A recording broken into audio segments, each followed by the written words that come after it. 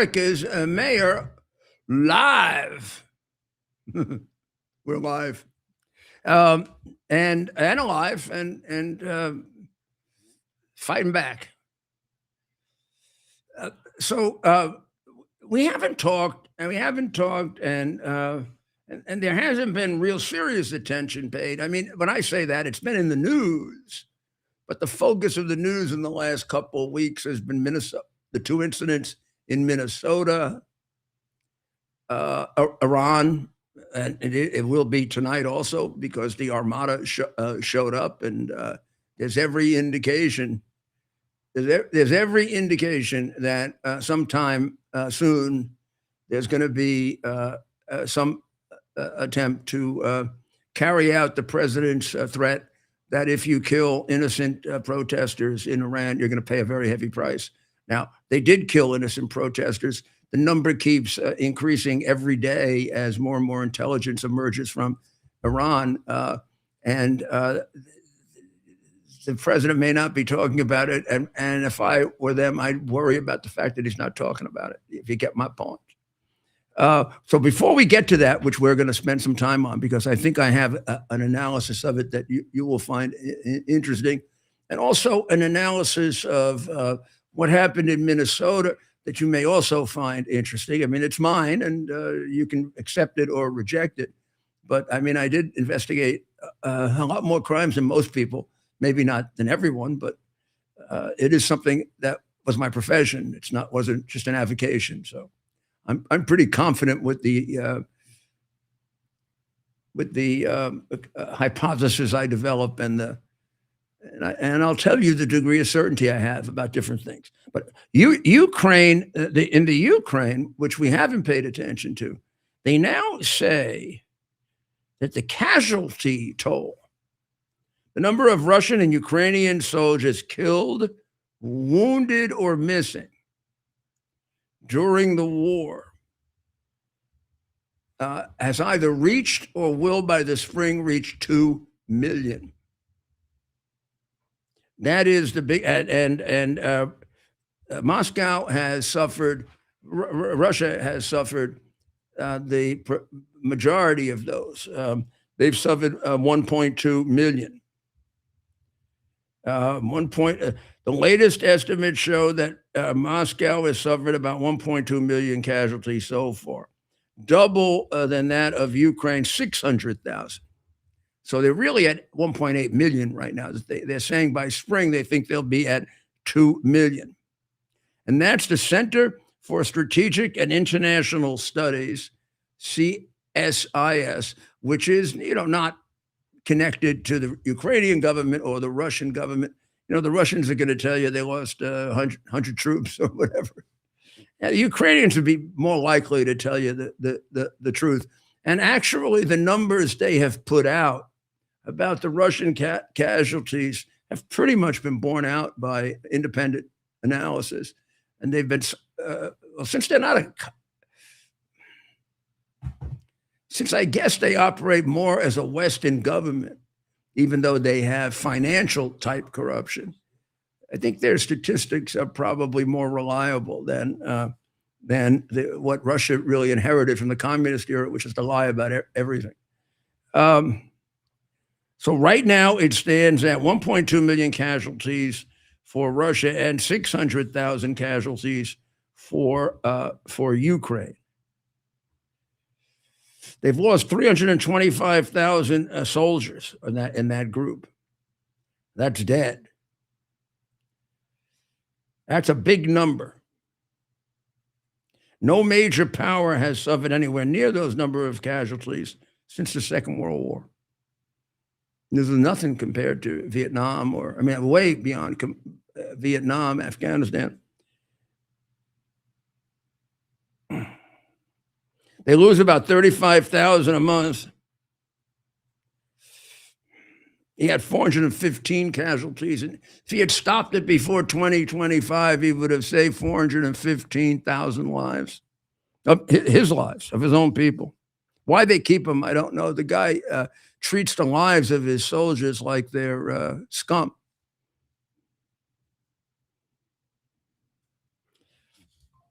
The institute that looked at this attributes the high laws of life to Russia's Russia's failure to train, address morale, plan for defenses, or in any way really care about the lives of their soldiers in the military actions they undertake. Ukrainians have been saying this from the very, very beginning. It's insane. The drones are hitting, and they keep running toward the same place and getting killed.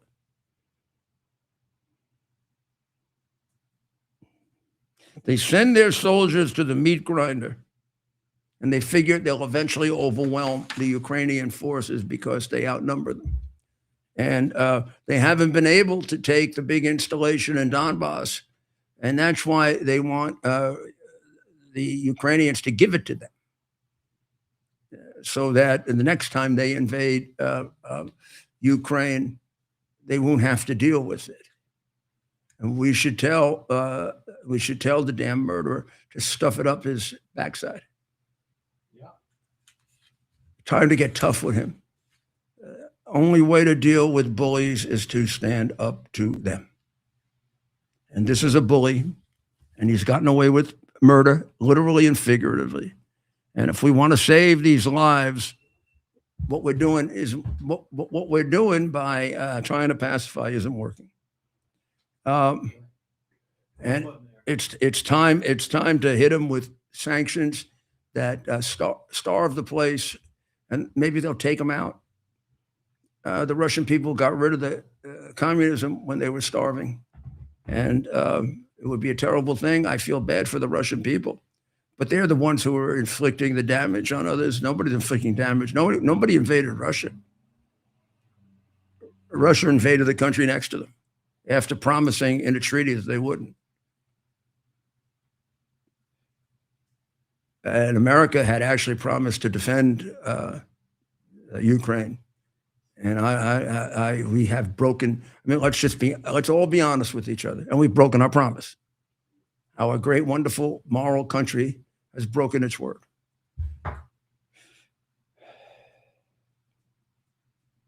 Venezuela has had a big influx of dollars, and their economy is beginning to oh gosh, I can't say, hum along, but their economy is no longer over the cliff. It's hanging over the cliff now. It's been brought up from the bottom, and it's hanging over the cliff up here. One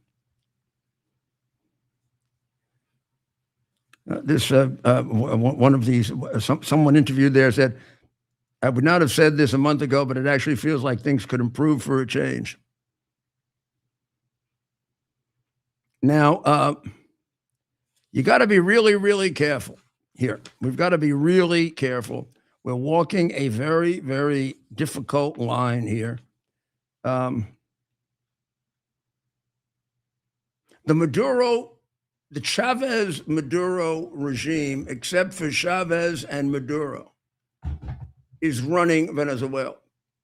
The people running it are some of the worst murderers, including Delcy Pelcy under Chavez and Maduro.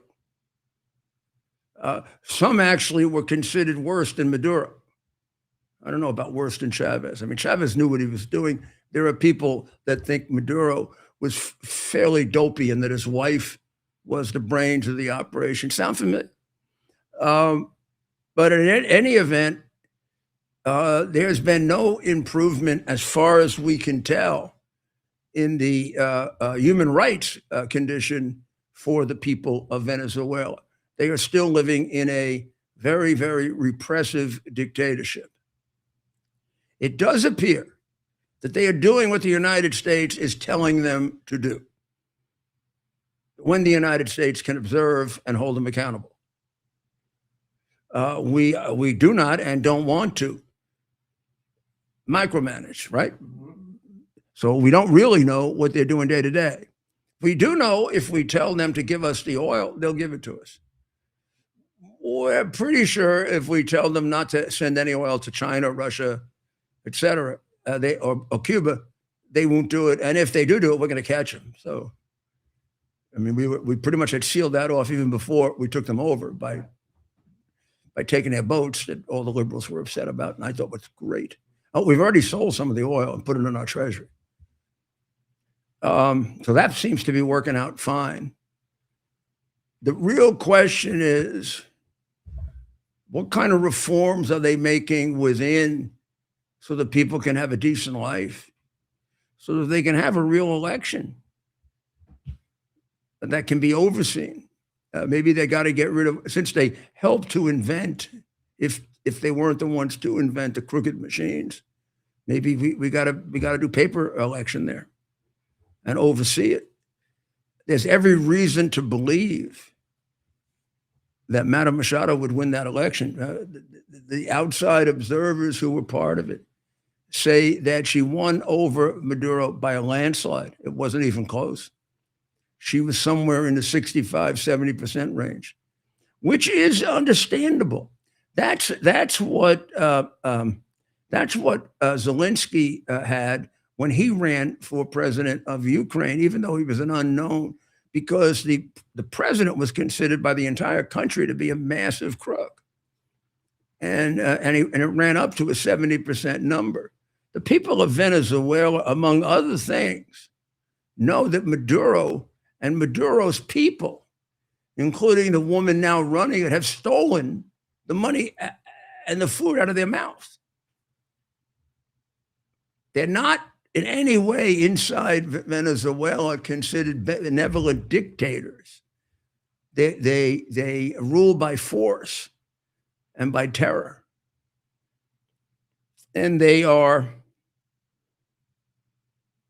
the worst country in South America. And we have got other communist countries in South America, but there's none that cooperated more with Iran, Russia, and China. There was none that offered the clear and present danger of allowing China to put missiles there, and they were going to allow them to put a port there. And we have a complete Chavista in charge of the government.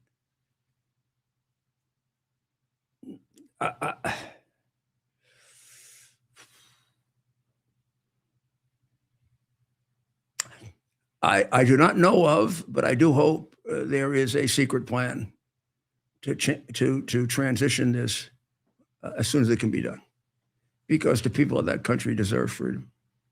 And I am not one of those. I'm sorry, I'm just not. That doesn't think that that's part of our role. When we have the chance, America should always try to bring freedom to people, because I believe that my children and my children's children will live in a better world, the more democracies, peaceful democracies ruled by law we have in the country, in the world. Look, we got lots of disagreements, right, with European countries. We're not going to go to war with them. We're not going to go to war with Denmark. We're not going to go to war with Canada. You know that. They're not going to go to war with us. And it's not just because we're so much more powerful than they are. We'll find some way to work it out with money and negotiations. Could we go to war with one of these tin horn dictator pieces of shit? Yeah. They're crazy enough to do it, to keep themselves in power. The minute you are controlled by a dictatorship, the possibilities of war and the possibilities of violence and destruction and war being used to keep power in place. The minute you become socialist, by being socialist, you're putting people in charge of the fundamentals of life that you run for yourself. You make the decision, at least up until now, what school your child goes to, or what profession with them they're going to pursue. Maybe you don't. Maybe your child does. But President Trump doesn't tell you what your kid can do, or Governor so-and-so, well, that's what happens in a socialist country. Since everybody has to contribute and everybody gets equal, they get to decide how you do that. Socialist countries are well known for 5-year plans. The 5-year plans tell you that your kid can't be a doctor, your kid has to be a shoemaker. Or your kid better be in the Olympics. Or you ain't have no family. the lack of education about socialism and the necessary connection between socialism and dictatorship is pathetic. And it only comes about because our educational system is controlled by Marxists who just conveniently leave out the final result of all the socialist experiments that they talk about. The final result was they got destroyed and they ended up in mass violence and the death of many people. So the sooner we get rid of Delcy, the murderer, running Venezuela supposedly under our direction, the better.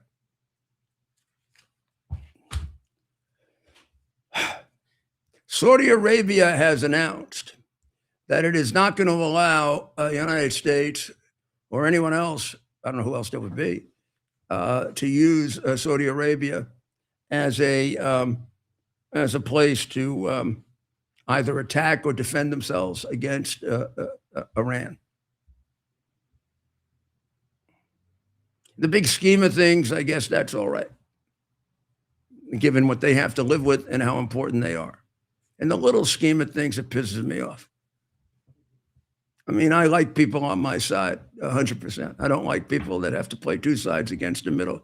So they're becoming like Qatar, right? Is Jeff here? Jeff is. Or should we? Okay, I guess we'll do that and then we'll take a break. Sure, right? Okay, yeah. Jeff Barden is the Chief Intelligence Officer at Treadstone 71.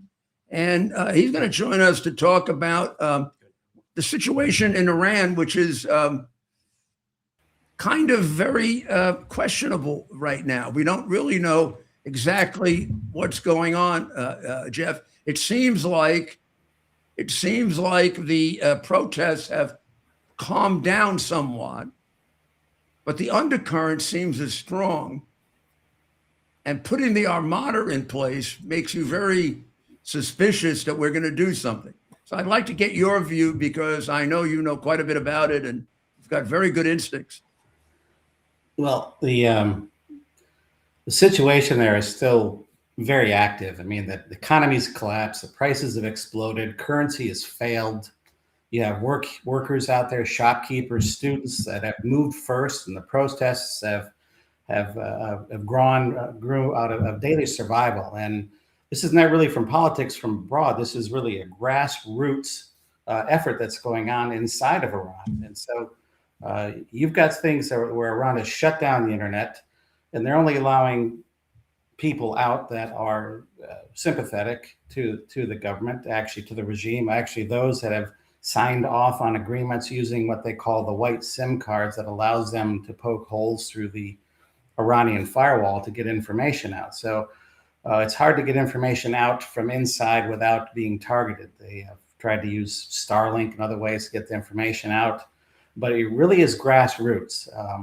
This has not been an outside in with former leaderships like Reza Pahlavi II, who we've just issued a major report on that activity. You did. You actually issued a startling report about and it. Well, first of all, I congratulate you on it, but second, I do need you to explain to me the conclusion that you came to, if you did, as to why if I understand it correctly, the regime was promoting him.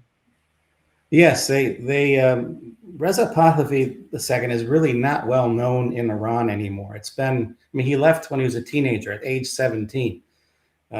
He was still growing himself. So he's been outside the country since then. That's been since the 80s, so early 80s. So a lot of the people that are protesting today, the students who are well-educated students, they really know their stuff. They want something different, and they don't know Reza Pahlavi. So when he is pushing he's used a lot of bots and a lot of artificial intelligence and methods to puff up his followers from direction driven from Telegram into X and Twitter. And that has actually made him look like he's got all these followers. It's exploded exponentially into the millions, even on Instagram as well. And most of it is false. Most of it is manufactured. Inside of this, all this activity that's been going on over the past few years and really exploded in late 2025 and into this year as well, or into actually early 2025 and through this year. The IRGC, the Islamic Revolutionary Guard Corps, has actually been monitoring this, and their technical capabilities on the internet are they're very astute on this. And they saw an opportunity where they could actually kind of Trojan horse inside of the messaging that Reza Pahlavi was using online and push their own messaging. Now, they use Pahlavi as well as kind of I'd say this, a useful idiot, because they don't like him in Iran. They don't know him that well. They relate him back to the days of the Shah. And those days were not good, right? So it doesn't have a good messaging there for him. And so they use that kind of this technically inside this Trojan horse to push out their own information, right? The regime really doesn't fear Reza Pahlavi. They benefit from him. It basically lets Tehran claim that all the protests are foreign plots every time he comes in and claims that they're chanting his name, and he's behind this stuff, right? And so that actually plays right into their shrewd. Their messaging, right? They're very shrewd, right? I mean, that's very, very shrewd, but it's exactly what you would expect of them. I mean, they've done a remarkable job, almost as much as the Chinese, of infiltrating, even in America. I mean, they have a lot of support in a strange way in America.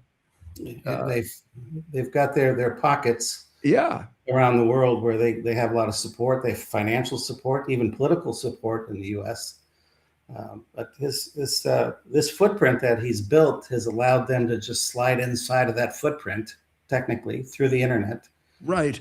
And it helps them distract from the real issues. This is a foreign plot, and it takes it away from the hunger and the wages and the joblessness. And they're using him as cover. They're using him as a dupe in this.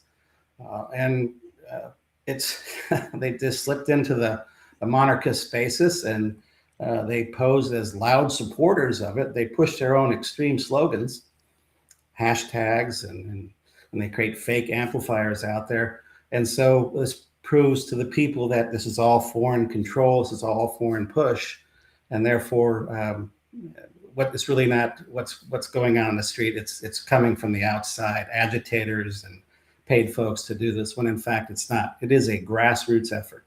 But they've used him to do this, and they've been pretty successful for that up to this point, I believe. So, well, what is your best? And of course, it's all speculation.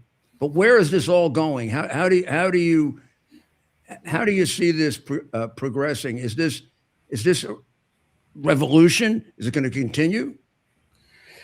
I think it will definitely continue. It's not abating, even though Iran wants to make it look like it's abating and slowing down.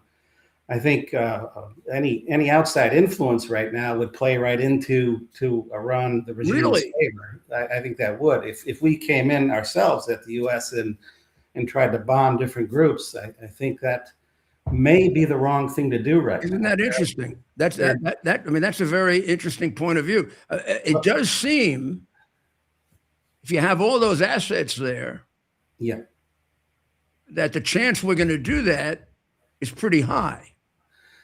It is, but as you said moments ago, Saudi says you can't use our land from this, because they realize, I think the Saudis realize, not only do they have to live with this, but they're looking at this as well as grassroots, and they don't want to be associated with an attack that actually will kill everyday citizens, no matter how we try to minimize that. The fact that we're on the doorstep is a nice deterrence ourselves to do that. On the other hand, there are different ways to help push this along internally. How would you push it along? Well, I come from an intelligence background. I know that. My whole idea would be to leverage that as much as possible through social media, through boots on the ground that are people there that are would listen to our messaging, if we could get that across internally without being seen as the great Satan and how we were back in 1980.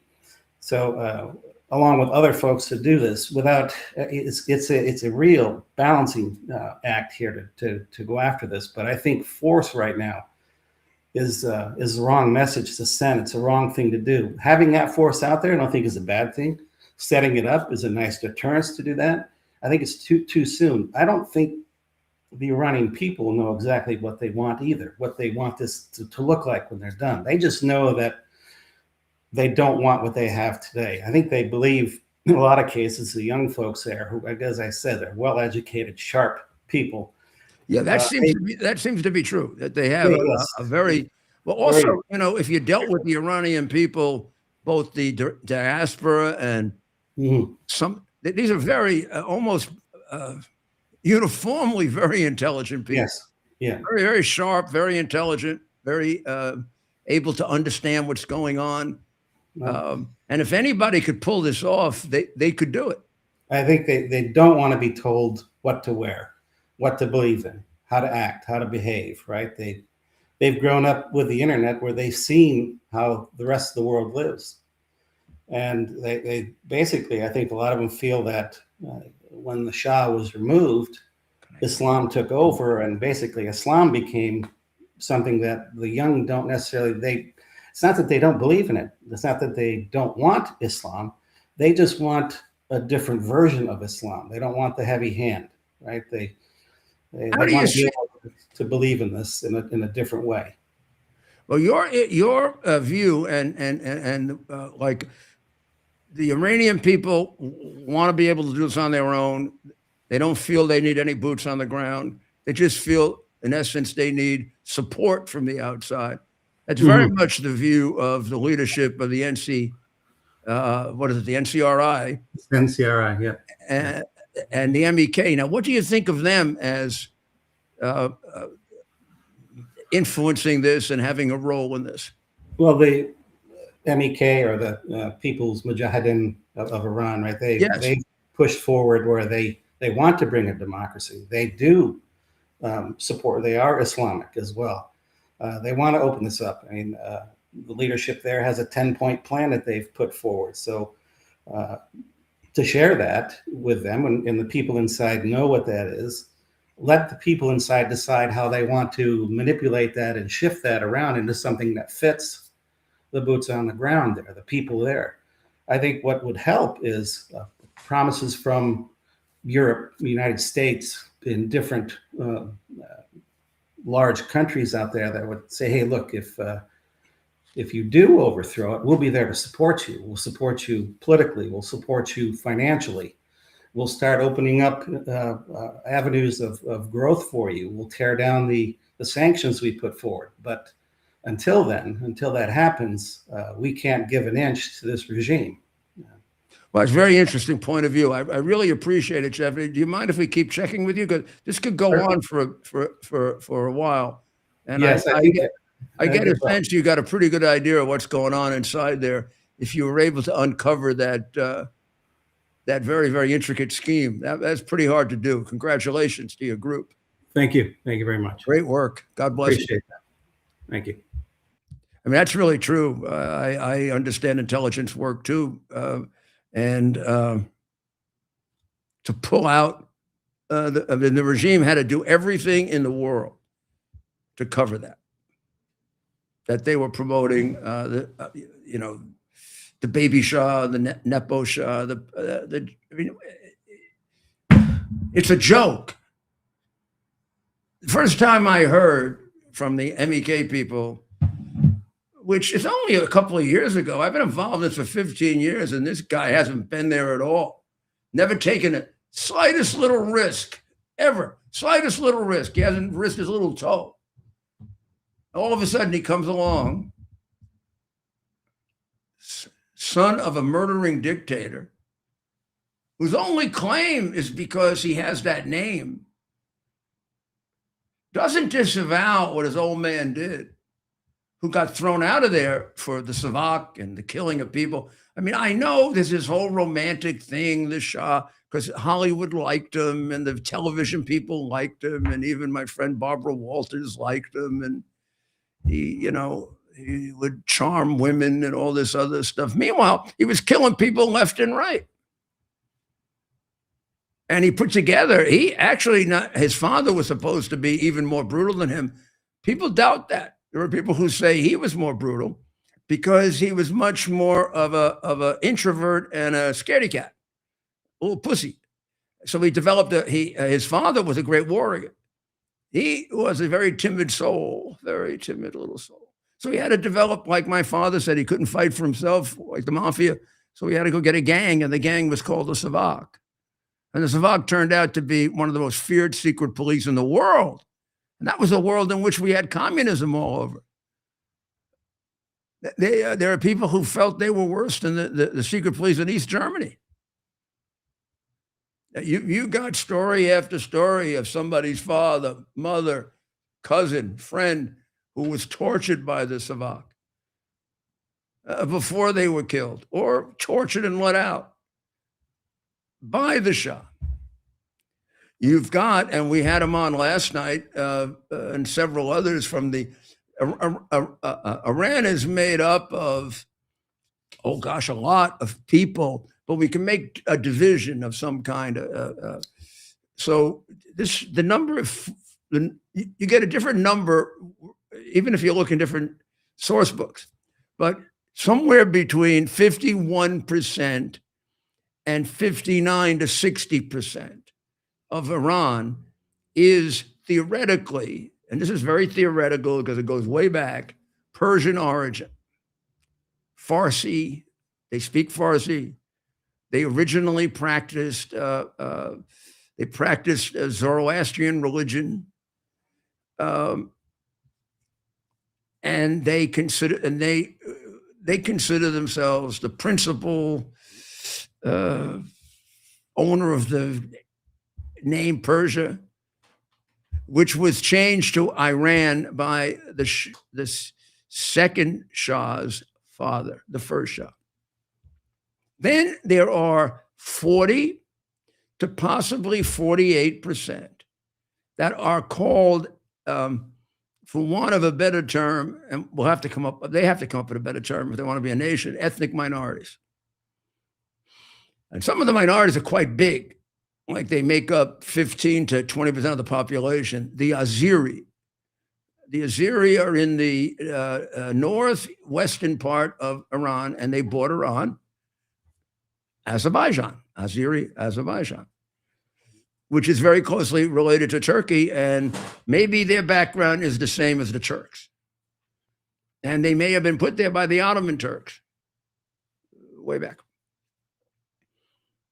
And they are at times comfortable with being part of Persia, Iran, and sometimes very uncomfortable. They were extremely uncomfortable under the Shah because he killed them. He would kill them. He wanted them to disavow their Azeri background and nationalize as Persians. They wanted to retain their Azeri Persian identity.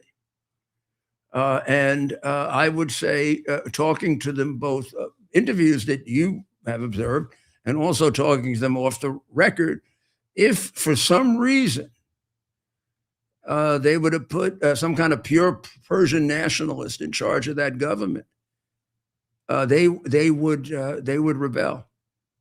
You'd have a civil war as soon as he got rid of the Ayatollah, and the Shah would be the worst choice. The baby Shah would be the worst possible choice because the old man was brutal to them. And every single one of them has some relative that he tortured or killed. It is basically true then of all of the other ethnic minorities.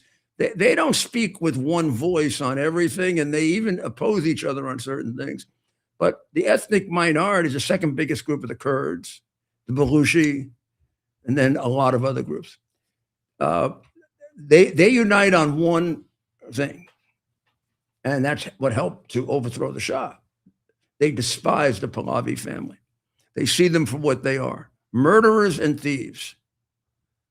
And it affected until now, because they've, of course, have not done very well under the Ayatollah either.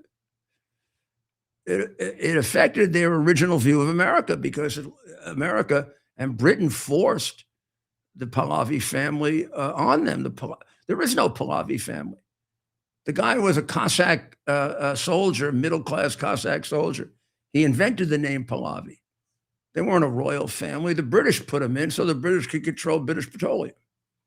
And every intelligent, educated person in Iran knows that. And Iran is heavily educated, very poor, but heavily educated. So I'm glad we had him on. He really straightened out a lot of things. We're going to take a short break, and we'll be right back.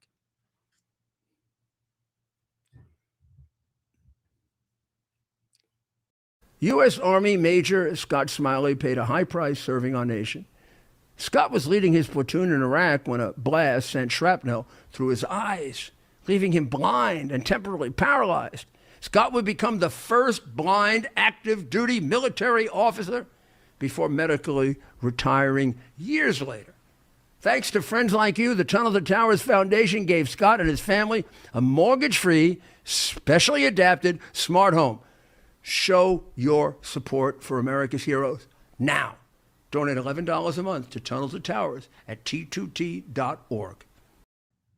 Are you ready for some action? I'm ready for action. Get the Elite TV plan only through the portal. 218 channels, and it's only $69.95 a month. Wow. Including your free portal. That's cheaper than everyone else. Your favorite sports, movies, news, Wow. even daytime dramas. We're talking about ESPN, OAN, Newsmax, Wow. channels you can't get anymore in certain areas. Compared to the competition, this is a way better deal. Endless selection. Not to mention all the free music channels. There's over 700 premium and classic movies all ready to go. Wow. Plus, they got catch-up TV that allows you to go back and watch what you've missed or want to watch again. Cut your cable in half and get twice as much for free. Way more channels for half the cost. After the first year, the subscription then drops to $57.95 monthly, Wow. where you change or upgrade anytime. Go to QUXNow.com and get yours today. Use promo code RUDY. Act fast.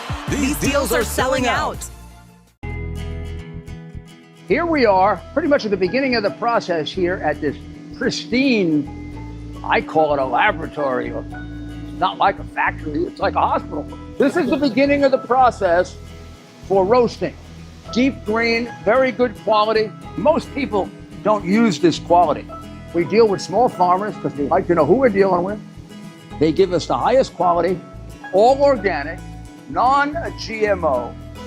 You should know all Arabica beans, no Robusto, all Arabica. They're going to go into the roaster, and it'll get roasted for about 20 minutes or so.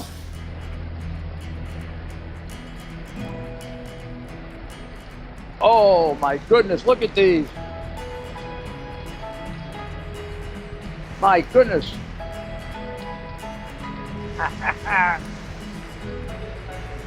You're going to want to specially order these.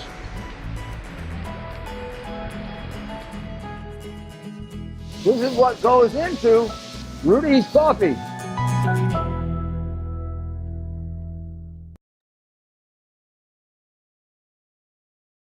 Here to show you this because I want to give you a little good news.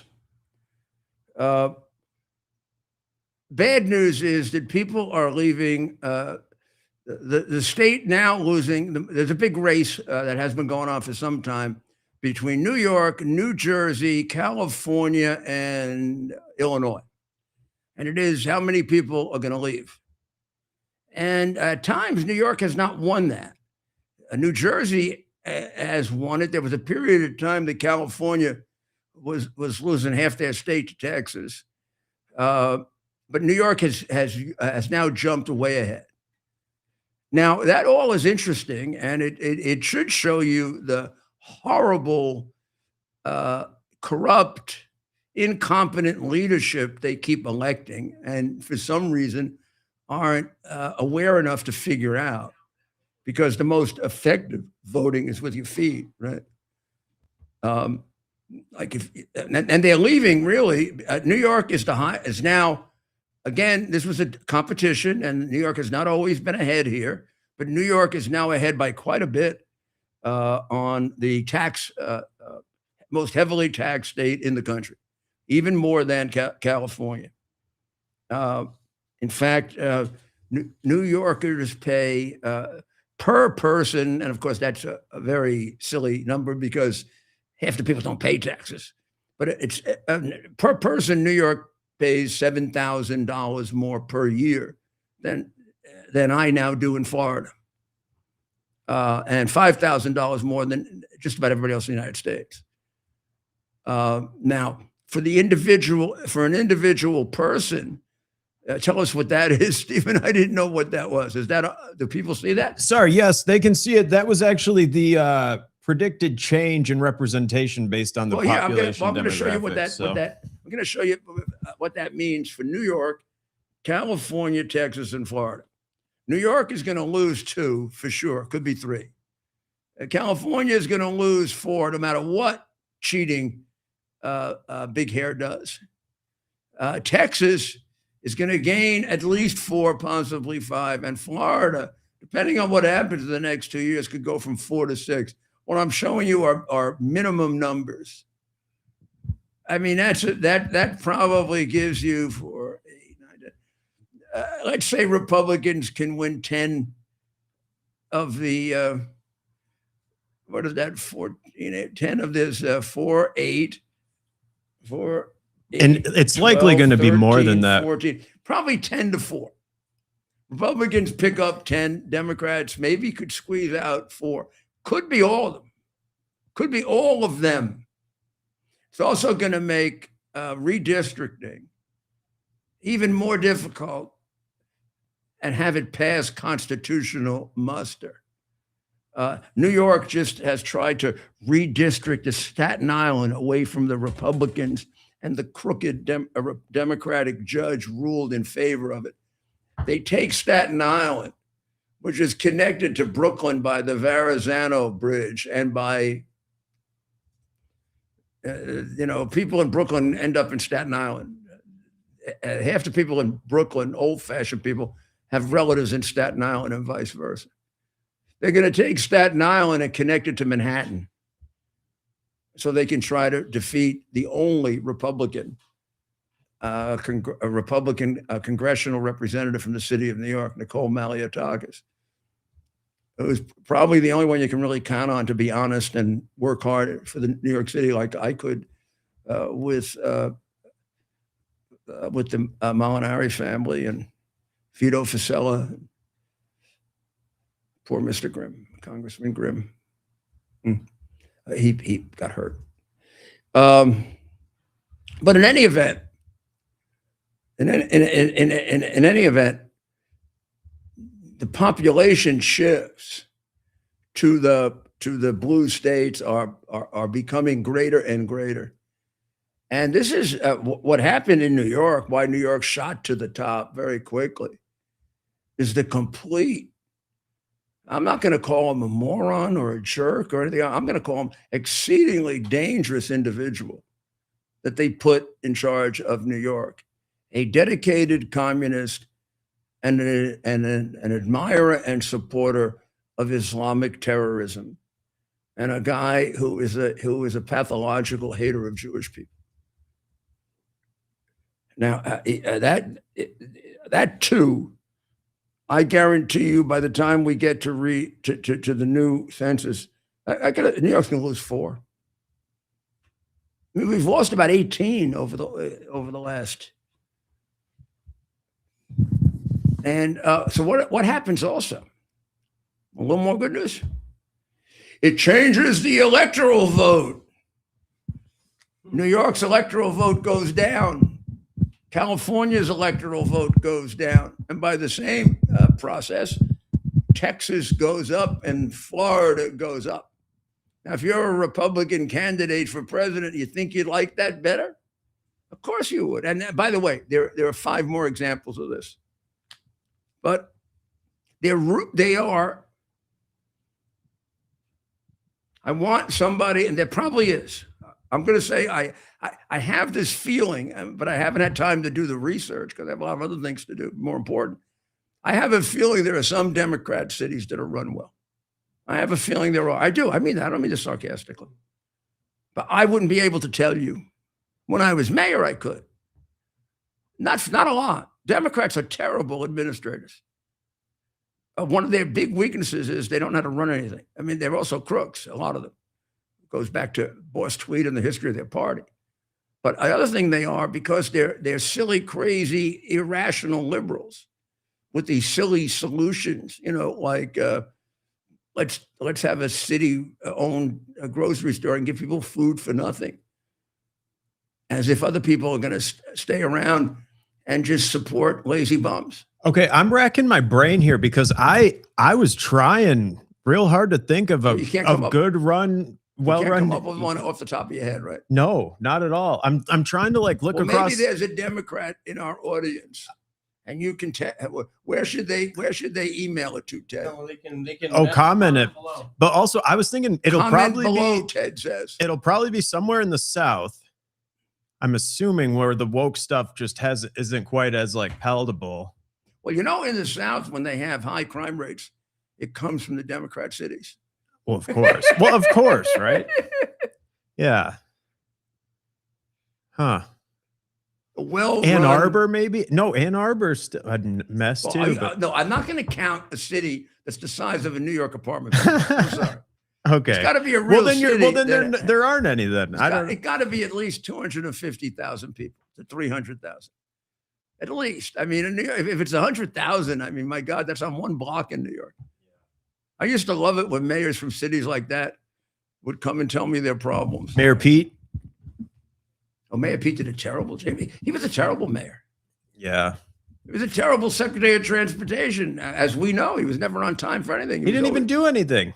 He was on vacation. He was on paternity leave the whole time. On vacation. He was on You're a cabinet secretary and you're on paternity. Get someone else, right? Yeah, the new Secretary of Transportation has about 145 kids, right? San Jose, California. It's well run.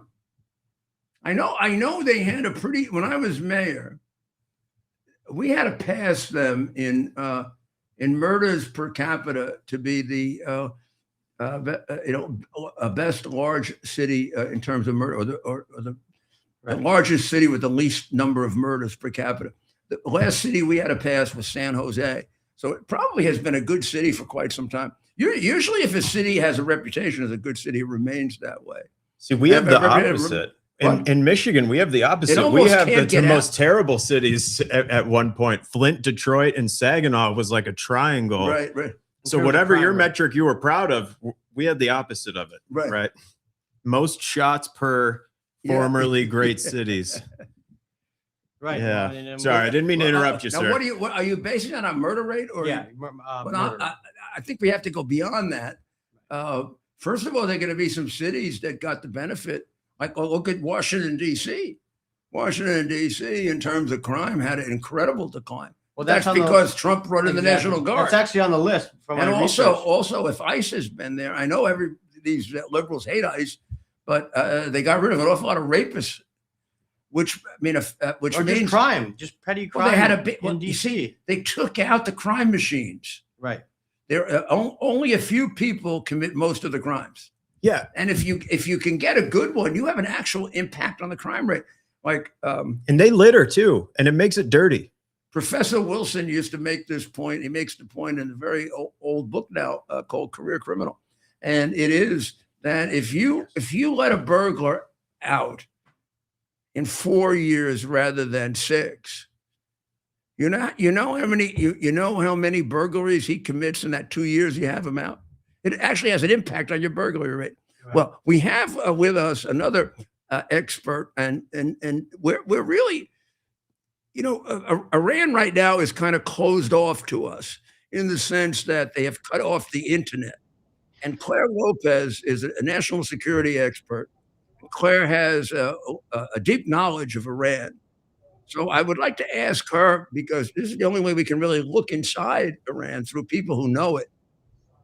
If you could explain to us your view of what's going on, because it feels from the outside a little bit like the protests and let's call it the revolution has slowed down from where it was 2 weeks ago. Not gone,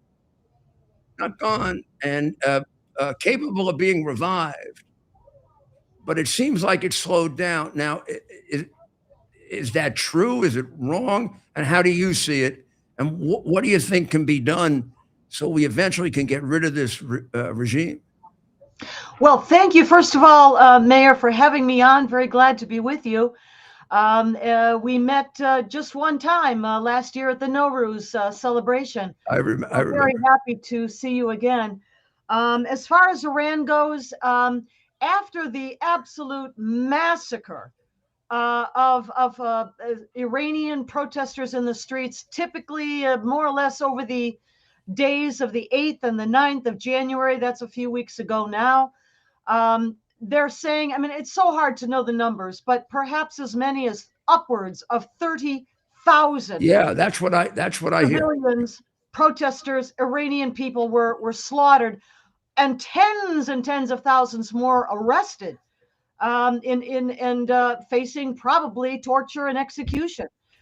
So yes, the volume, the scope, the span of the protest has diminished since that time, earlier in January. People are afraid, naturally so. The regime came out not just with their own, IRGC, Pasdaran, Basij, thugs to gun people down, including machine guns mounted on the backs of pickup trucks, mowing people down in the street. But that regime in Tehran was so afraid for its own survival, and it should be, that they brought in Arabic-speaking Arabs from the Hashd-e-Shabi, these Shiite militias established by the Quds Force, the not so dearly departed Qasem Soleimani, these Shiite militias inside of Iraq, militias like Kataib Hezbollah, the Badr Brigade, and others, because they knew, the regime in Tehran knew, that they would be less hesitant to slaughter civilians in the streets than perhaps their own forces might be. So yes, the protests have diminished, but they've not gone. They're not done.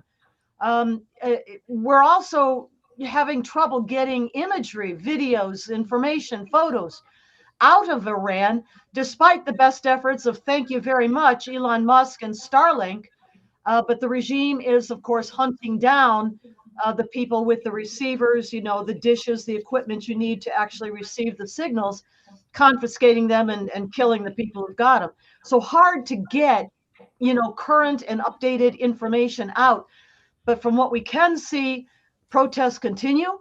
The resistance forces, incredibly courageous people inside of Iran, are on the streets still in places including the capital of Tehran and other cities across Iran. But what can be done? Well, maybe we should talk about the armada that President Trump is amassing in areas around the Middle East and surrounding Iran. Well, I have an instinct, and it's really just that's all it is, an instinct, that we're going to do something. The president said that he would deal with them very, very harshly, and he would attack them if they killed protesters. Of course, they kind of symbolically satisfied that by not killing, not executing. Well, did they or did they not? At the same time, they killed 30,000 people, and he knows that. He knows that. And I think he realized, particularly after his talk with Netanyahu, that although we're capable of doing tremendous damage to them and could have done it 2 weeks ago, we weren't capable of completely protecting ourselves. 14 bases, who knows what they could hit. And I think he wanted as complete a shield there as possible before and Israel too, of course. And Israel. And I think now with the, we've got a tremendous, we've got probably 2.5 to 3 times what we had in Venezuela, outside of Venezuela. Yeah. And I don't think he wants to keep them there a long time because he wants to get them back to the South China Sea because we got to worry about China and Taiwan. True. So something's going to happen. They're not there. Yeah. They're not there to take the sun. Well, I mean, you don't amass that much firepower and then just send them all home. What we're talking about is 2 aircraft carrier strike groups, the Abraham Lincoln coming out of East Asia, out of the South China Sea, now on post, as we've understood, in the Arabian Sea, I guess just south of Yemen, and then coming out of Norfolk, the U.S. eastern coast, the USS Carrier Strike Group, the George H.W. Bush Carrier Strike Group. And that means not just the aircraft carriers themselves with all the planes on board and thousands of Marines, but all the accompanying naval vessels, including destroyers, other kinds of support vessels, and maybe submarines too. So they are now on post. The Mediterranean from the one side, and I think that other one, the Abraham Lincoln, down the Arabian Sea.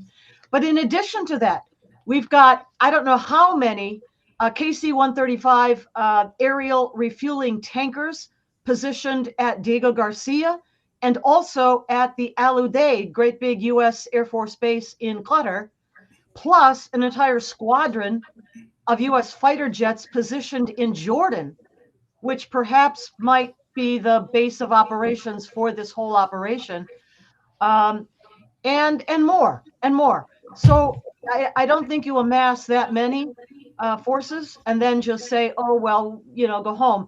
But I do think that President Trump is trying to sort of visibly check off boxes to say, we really tried. Absolutely. Absolutely. I mean, he wants to be in a position that he was in with Maduro. Which is so that Marco Rubio and the others at the UN could say, we offered him every opportunity. And he just required us to do this. And that would be true with the Ayatollah. And the Ayatollah has been completely defiant. And all they do is talk about how they're going to kill it. They put out a thing the other day with American coffins. I mean, but I don't think, I even think to this day, I don't think the American people understand how insane this regime is. Well, they don't understand. And I heard you talking about Zohran Mamdani a bit earlier. They don't understand the ideological component that's involved here. And of course, Zohran Mamdani is an Islamic Shiite 12er, just like the senior leadership right now of the Iranian regime, to include the supreme leader, Ali Khamenei, those, mullahs around him, the entire IRGC, Islamic Revolutionary Guard Corps, tightly vetted for ideological purity and allegiance to the 12th Imam.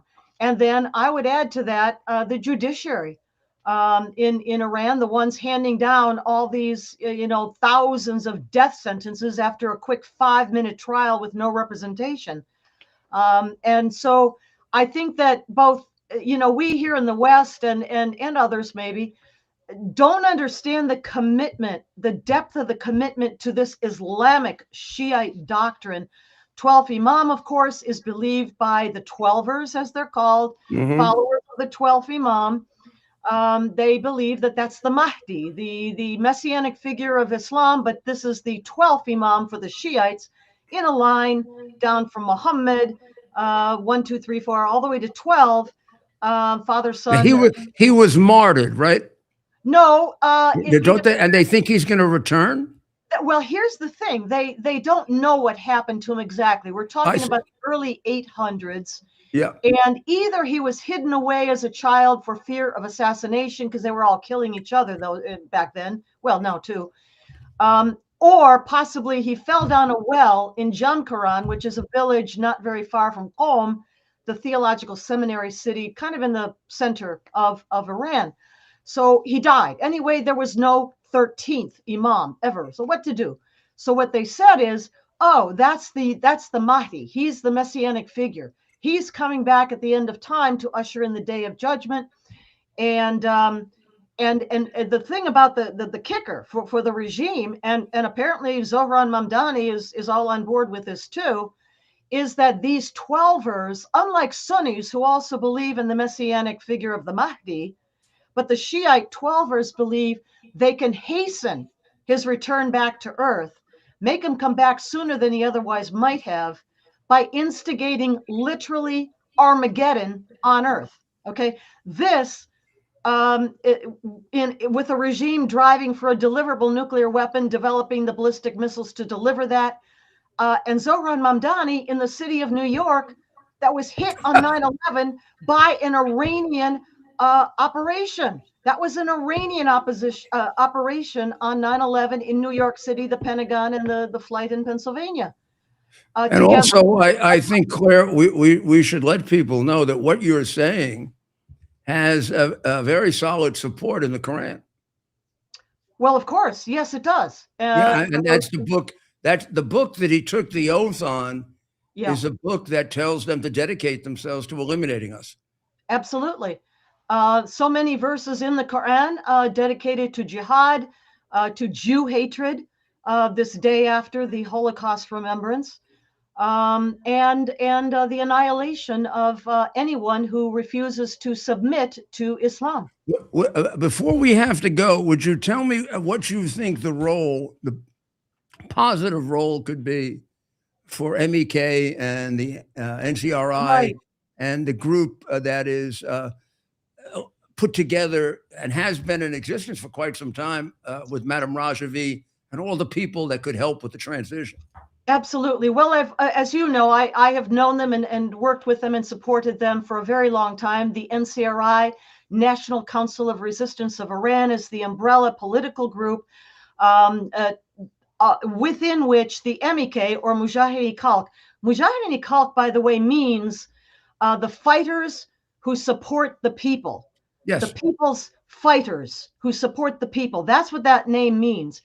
But in any case, the leadership of the NCRI, whose office is literally in Washington, D.C., 2 blocks down from the White House on Pennsylvania Avenue, they have set out a set of 10 points. Madame Rajavi, whom I've met in Paris, a 10-point plan, first written, published out in 2006, so 20 years ago. And this 10-point plan outlines the vision of the NCRI, for which Madame Rajavi is the president-elect. And it outlines a vision for an Iran after the fall of this regime, which is inevitable from internal corruption and mismanagement and everything else, as well as any push we might help from the outside.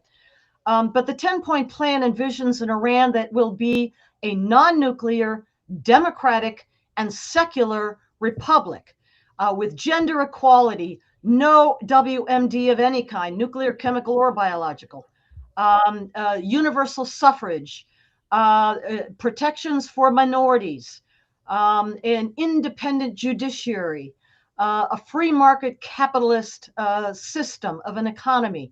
All of these things and more are in the 6-point plan, which you can find if you'd like to read through it, to our listeners, viewers. Yeah, I think you know what I'll do, Claire? I'm going to promise the listeners that tomorrow night we'll show it to them. Yeah, okay. They can just go to the website. We'll go through. You know. I think we have quite some time ago, but it's worth reviewing. It is. People don't realize. Yeah, because particularly with the, I call him the Nepo Shah, particularly with him inserting himself in this, I worry that this thing is going to get hijacked.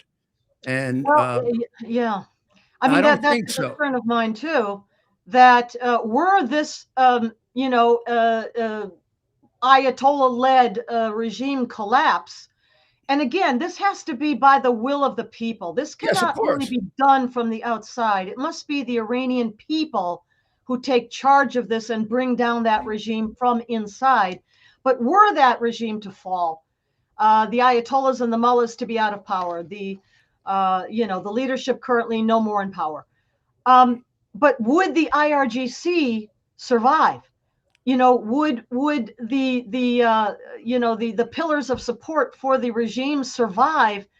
And of course, we've heard so many times when Reza Pahlavi talks about his desire to work with the Pazdaran, with the IRGC. Well, he's been in I don't understand this, but he's been in contact with them numerous times. They're a terrorist group.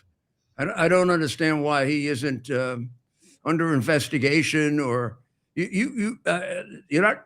He shouldn't be in contact with them. No, I don't think so either. And I think the worst outcome and it makes for me. Iran, so I come to the worst conclusions about that. Well, and I should. mean, the worst outcome, to my way of thinking, would be that the mullah's regime falls, the Vilayati regime falls, but the IRGC remains in power. Even a worse outcome, and then would Reza Pahlavi be their puppet monarch? I mean, how does that work? Right before you, we had on Jeff Barden, whose organization did a remarkable cyber investigation in which they revealed the fact that the regime was boosting his posts into Iran with their own message and making his support seem bigger because they feel it will disillusion the revolutionaries. In other words, they'll say to themselves, we're going to die and lose our children just to get the Shah back. Yeah. A very shrewd strategy. It could also be that the Revolutionary Guard figures, okay, we'd rather have the Ayatollah, but if we have to deal with the Shah, he's been friendly with us for 20 years. We can manipulate him. Perhaps so in that very dangerous. Terrible outcome. What we have to remember, of course, is that this regime and its intelligence operation, the MOIS, Ministry of Intelligence and Security, that plus the IRGC itself has its own intelligence unit. They are really, really good at information operations, cyber operations, and that's what they're doing here. Well, thank you very, very much, Claire. I'm really delighted that we could have you on, and we'll have to do it again. All right, please. Thank you, Mayor. Very, very glad to come back again. Thank you. God bless. God bless you. Thank you. Well, there's a very, very knowledgeable woman and very sound. So that really leaves us with the question, which we'll pursue tomorrow night, which is what's the best course for America to take? I think Jeff was urging that America be there, show strength, give support behind the scenes. I didn't ask him if we should supply weapons or whatever, but I kind of think he would have said yes, but not actually do an attack. Claire, it seemed to me, was leaning more toward we should take some kind of definitive action to speed this along. I can see either. I'm always in favor of definitive action, but that's my personality, and therefore I have to temper it with hearing advice on the other side. But I think that's something worth pursuing, which we'll do tomorrow night. But I think it's time for us to do something, and I think the president has set this up brilliantly, so that we can do it, as always, with the least amount of loss of human life. And I think that's what he's going to attempt to do. I do think, from his statement, that he doesn't want to meet with Pahlavi, that he's pretty aware of the problems with this guy, how crooked the family was, how brutal the family was, and how much of an opportunist this ne'er-do-well has been. Never had a job, lived off wealth. What's the wealth that he lived off? The money that his crooked family stole from the people of Iran who were starving. And I'm sure he's been briefed. They're going to support that? Yeah, I'm sure he's been briefed on the likelihood of success of a possible Pahlavi succession. Which could also be a civil, you could walk yourself right into a civil war with the Azeris, and then with the group that's probably been the most loyal to us, the Kurds. We want to help the Kurds. We don't want to hurt the Kurds. Exactly. Well, thank you very much for for listening in tonight. We'll be back tomorrow. You can see we got plenty more to pursue. We probably covered half of what we wanted to, but we've got time to do the rest. Ted, anything you want to add to what we've? Well, another very busy night in this Fulton County story. We'll be following that closely. I mean, we want to see what the FBI picks up. You know, I'm not sure in the fact if they got all these documents. I don't know if they have 2020 documents. I don't know. I have a feeling. I know they destroyed some. I know they destroyed. They had. Well, I knew they burned some. I don't know how many. The ATF agent only could make a very, very general estimate. It was in the hundreds of thousands. Then there were 300,000 more that were missing. Then they found 300,000 that weren't certified, which means they're invalid. So I don't know if the ballots still exist. Well, here's and they're going to be short anyway. They're going to be short 300 to 600,000 ballots. One thought, and I don't know how long it takes to sort of like set up rigging an election, right? But is it possible that there are already materials and supplies for the 2026 election in there? Because really, that one? Because there's every indication that they rigged the 2018 election. So, I mean, if you really think about it, it's all of overlap. You're going to probably have overlap from the two elections, and that they rigged elections in between. Yes, and really, if you think about it, when you rig an election, the remedy just doesn't exist, right? So it's almost like you have to do it. You have to be proactive with it. And if they're catching the cheating ahead of 26 in this instance, that would be good. I hope it's more focused on 2020, obviously, but either way, I mean, it's good to see him doing something, right? Yeah. Well, we'll be back tomorrow. Let's pray. Let's pray for those people in Iran. I mean, they're gonna. Who knows what they're gonna have to go through to get out of this? I mean, they're willing to lose their lives. I mean, many of them are asking for President Trump to please bomb because they feel that they have no future and their children have no future if they don't get rid of the Ayatollah, and it's worth risking their lives. Well, certainly all the protesters feel that way. They knew they could be killed on sight, and they were. Many of them were. Claire is right. The number now uniformly is regarded as about 30,000, and there are 140 cities this was taking place. So these numbers are not at all unrealistic. Let's pray for the people of Israel and the people of Ukraine, and for the people of Venezuela, of course, for our people, and let's pray for the president. These are very, very difficult decisions. We get to talk about them, right? And we get to have opinions back and forth, and we can change them, but he has to make decisions on which human beings are going to live or die, and that's tough, particularly if you're a good man like he is. So, dear God, help to guide him. Thank you. We'll see you tomorrow night. God bless America. It's our purpose to bring to bear the principle of common sense and rational discussion to the issues of our day. America was created at a time of great turmoil, tremendous disagreements, anger, hatred. There was a book written in 1776 that guided much of the discipline of thinking that brought to us the discovery of our freedoms, of our God-given freedoms. It was Thomas Paine's Common Sense, written in 1776, one of the first American bestsellers, in which Thomas Paine explained, by rational principles, the reason why these small colonies felt the necessity to separate from the Kingdom of Great Britain and the King of England. He explained their inherent desire for liberty, for freedom, freedom of religion, freedom of speech, the ability to select the people who govern them. And he explained it in ways that were understandable to all the people, not just the elite. Because the desire for freedom is universal. The desire for freedom adheres in the human mind, and it is part of the human soul.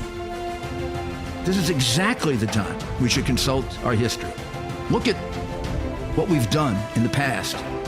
and see if we can't use it to help us now. We understand that our founders created the greatest country in the history of the world, the greatest democracy, the freest country, a country that has taken more people out of poverty than any country ever. All of us are so fortunate to be Americans. But a great deal of the reason for America's constant ability to self-improve is because we're able to reason, we're able to talk, we're able to analyze. We are able to apply our God-given common sense. So let's do it.